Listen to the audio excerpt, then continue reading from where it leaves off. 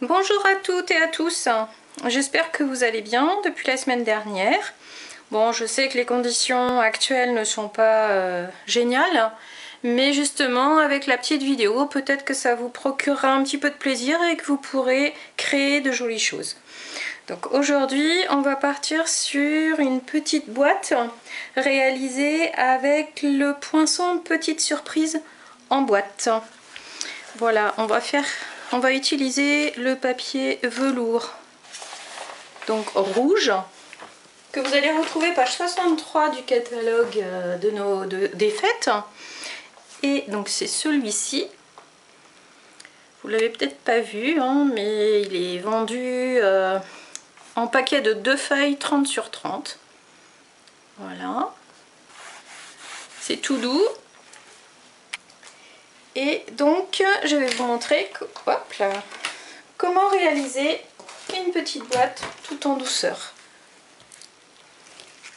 Donc j'ai pris le papier velours rouge que vous allez retrouver, hop, page 63. Donc là je l'ai déjà découpé, hop, avec ce lot de poinçons petite surprise en boîte. Donc j'ai utilisé cette découpe là pour la boîte. Voilà, on prend un carré de 15-25 sur 15-25 et vous pouvez positionner votre découpe comme ceci. Je vais vous la mettre à l'envers, vous allez mieux voir. Voilà, elle passe très bien sur un carré de 15-25 sur 15-25. Voilà, donc là nous avons notre découpe de petite boîte. Voilà. Et pour l'agrémenter, on va utiliser le papier poinsettia de velours, donc le papier blanc avec des petits motifs de poinsettia. Là je vous montre les 3 motifs qu'on retrouve dans le paquet. Hop, ça va être page 15 du catalogue des fêtes aussi. Voilà. Hop. C'est très sympa, très joli, élégant, d'une grande classe. Hop. Et donc là, sur ce petit morceau de papier que j'ai déjà découpé, on va découper la feuille de houx et cette petite branche. Hop. Donc on positionne nos poinçons sur le papier velours qui correspondent tout à fait. Hop, voilà, et on vient découper nos motifs.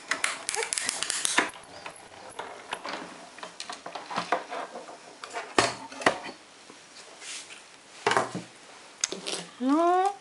Hop.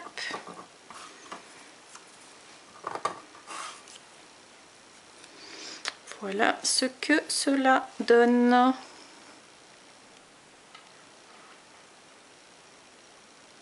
Là. Hop. Donc là j'enlève notre machine de découpe et je vais vous montrer comment décorer notre petite boîte. Donc moi j'avais pensé, hop, on va d'abord passer le ruban en maille métallisée, page 53. Vous l'avez déjà vu, hein, je vous l'ai déjà montré, je l'aime beaucoup. Et donc je vais passer le ruban ici, dans la petite encoche, hop, sur toute la longueur de la boîte.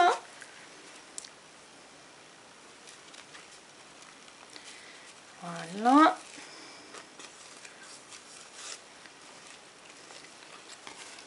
Donc vous passez bien, vous mettez bien le ruban droit, de façon à ce que ça ne gêne pas. Hop. Là, vous essayez de mettre la même longueur des deux côtés. Hop. Là. Et on va venir faire notre déco sur l'avant de la boîte. Donc moi j'avais pensé mettre cette petite feuille de houx ici avec la petite branche. Hop, comme ceci. Je pense que ça devrait pas être mal. Voilà, donc on va coller ça. Donc vous mettez de la colle aux endroits où il y a le plus de blanc, comme ça ça se verra moins. Voilà, hop, et là la même chose.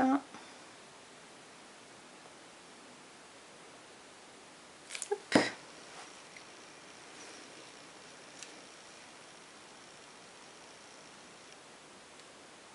Ah zut, la colle sur le sous-main c'est pas génial. Comme ceci, on passe la petite branche ici, hop, voilà.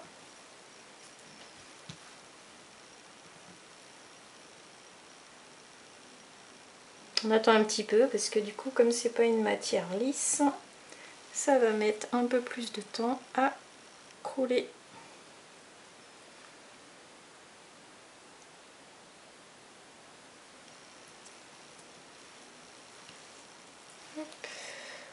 Là, on va rajouter une petite perle. Donc les perles que je vais mettre, ce sont les gouttelettes en époxy. Là je prends la transparente que je vais venir positionner ici. Voilà. Hop. Je vais fermer la petite boîte mais pas entièrement, pas comme ceci. Je vais plutôt faire un petit sac comme ça. Voilà, donc là je vais mettre du double face, ça collera sûrement mieux. Hop, que la colle. Hop là. Alors ça,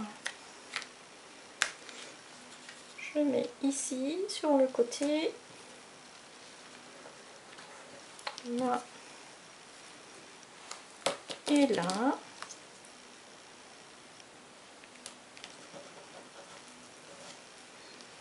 De l'autre côté, la même chose.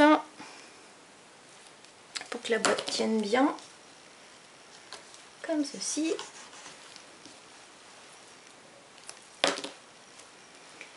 Bon, j'espère que pendant cette période-là, qui n'est pas encore très sympathique, vous allez passer du temps à regarder mes petites vidéos et puis vous faire plaisir en faisant de la création.